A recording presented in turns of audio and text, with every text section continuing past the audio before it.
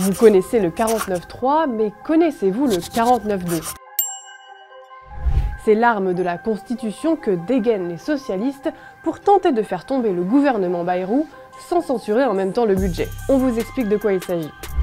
Qui dit 49.3 dit motion de censure. C'est l'arme de la Constitution dont disposent les parlementaires pour signifier leur opposition lorsque le Premier ministre engage sa responsabilité sur un texte et décide de contourner le vote des députés, faute de majorité derrière lui pour le soutenir. Déposée dans les 24 heures qui suivent le 49.3 et signée au minimum par 1/10 des députés, si elle est adoptée, elle peut faire tomber le gouvernement et aussi faire capoter le texte en question. C'est la motion de censure provoquée. C'est celle qui a fait tomber Michel Barnier le 4 décembre 2024 après son 49.3 sur le budget de la sécurité sociale.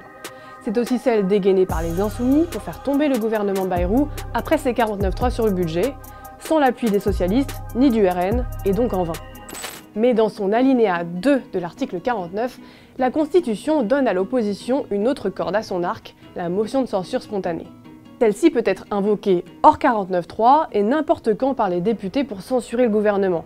N'importe quand, mais pas tous les 4 matins, puisqu'un député ne peut pas signer plus de 3 motions de censure au cours d'une session ordinaire, c'est-à-dire entre octobre et juin, et pas plus d'une au cours d'une session extraordinaire.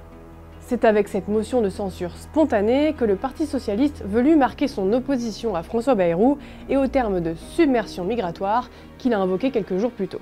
Il n'y a aucune bienveillance vis-à-vis de ce gouvernement. Nous souhaitons censurer ce gouvernement et montrer évidemment que nous ne cautionnons pas ce gouvernement. Le PS peut en tout cas s'appuyer sur un précédent, la motion de censure spontanée de 1962, signée par la gauche, les indépendants et les chrétiens démocrates, et qui a fait chuter le gouvernement de Georges Pompidou, une première sous la Ve République.